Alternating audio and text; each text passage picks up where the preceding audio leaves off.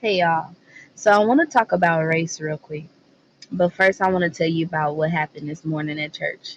So while I'm in worship, I began to receive this feeling like I just felt like I knew what the Lord was saying. When we began to worship with this one song, it went like this. It said, "Never was I forsaken.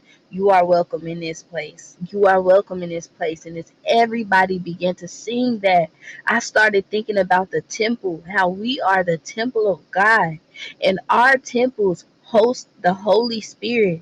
We walk day by day with Jesus. Us, we all have our own intimate relationship with the Lord. So as we begin to say, "You are welcome in this place," I was not thinking about Him flooding the atmosphere of the church. I was like, He's here. He's in our vessels. He's welcome here.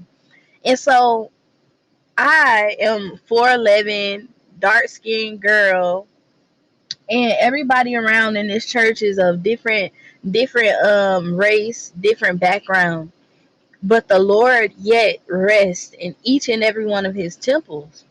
And so I want to describe this moment real quick that I had a long time ago at work. So I remember one time I was at work, and there's only a few moments where I had this reverential fear of God moments. Like, that's how I can explain it. It's like I love the Lord and I fear the Lord. But there's a couple moments where I noticed his presence so strong that I just got like shook, like, oh my God, the Lord is here. So as I began to admit one of my patients, I'm drove this night. I had two patients that night, got rid of one, and as soon as I got rid of one patient, they made me admit another patient. I'm an ICU worker. Some of y'all could relate, maybe. I'm admitting my patient and nobody is helping me. So I'm rushing. I'm rushing to get my patient in bed. Nobody's helping me because he's not really that sick. And so even though he's not that sick, is we always at least have two people, three people, you know what I'm saying, so that we can get done quickly. But nobody wanted to get up and help me. I'm telling you, like, this job, these folks was lazy sometimes. But anyway, as I'm getting this patient ready, I notice that I'm rushing and I'm not like engaging in like too much conversation with the patient because the patient was nonverbal. And I still talk to my nonverbal patients, but I'm rushing. So I'm about to get off work in like a couple hours, and I still have to do his admission documentation. But there's no use for rushing. There's no explanation for it. I shouldn't have been rushing. And so I'm rushing. I'm trying to hurry up and get done with him. That's all I'm thinking is I need to get him done. I need to get him dressed. I need to get him admitted. Da da da da. And then I stop and I started thinking about how we entertain angels, because this one thing I want to describe about this man is that he was a little obtunded, meaning he was a little confused, but he was crippled in a way in which his legs like bent up real close to his chest, and his hands and his arms were kind of like contracted, and I was like, it was hard to turn him and everything. And even in that state, the Lord dwells with his children.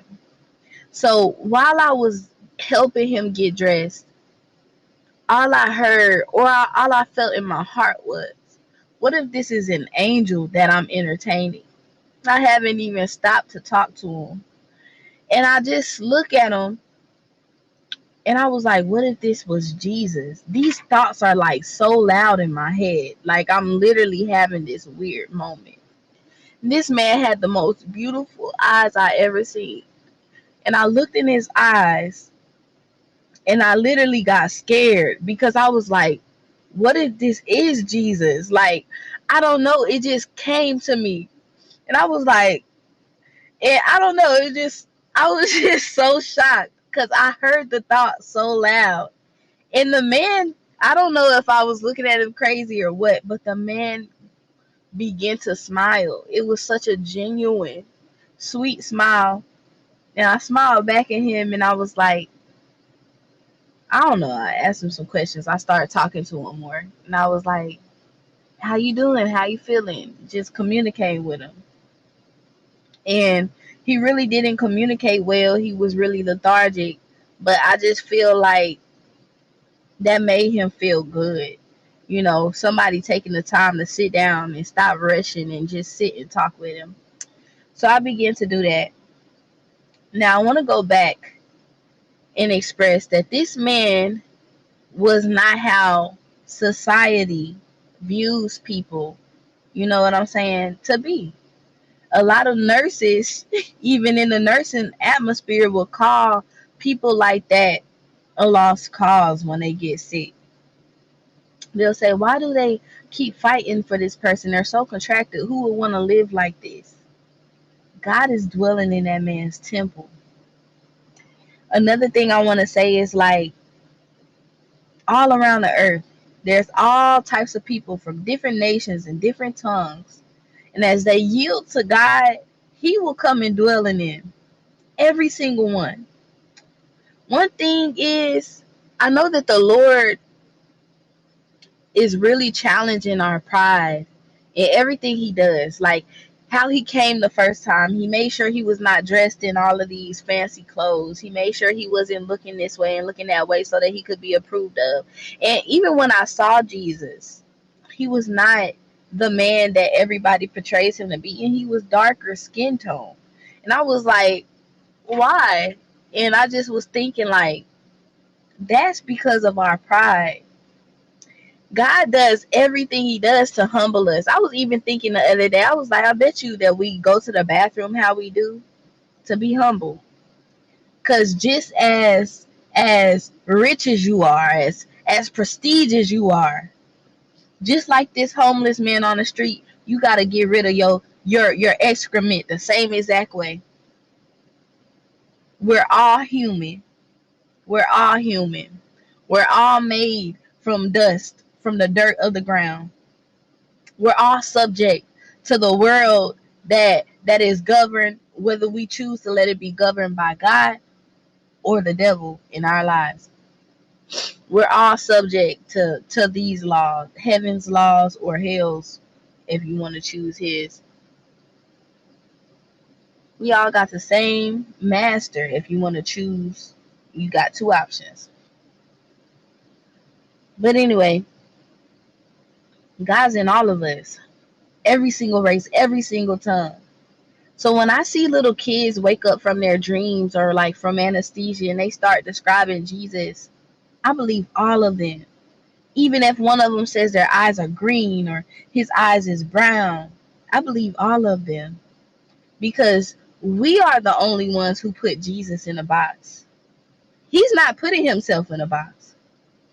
If he can live in each and every one of us, I'm pretty sure he could look like each and every one of us. You want to know what's so crazy? Is when he wrote each and every one of our stories, he had himself in mind. We're all a reflection of Christ. We took his idea of unity and we divided it. We divided him because we are all in him.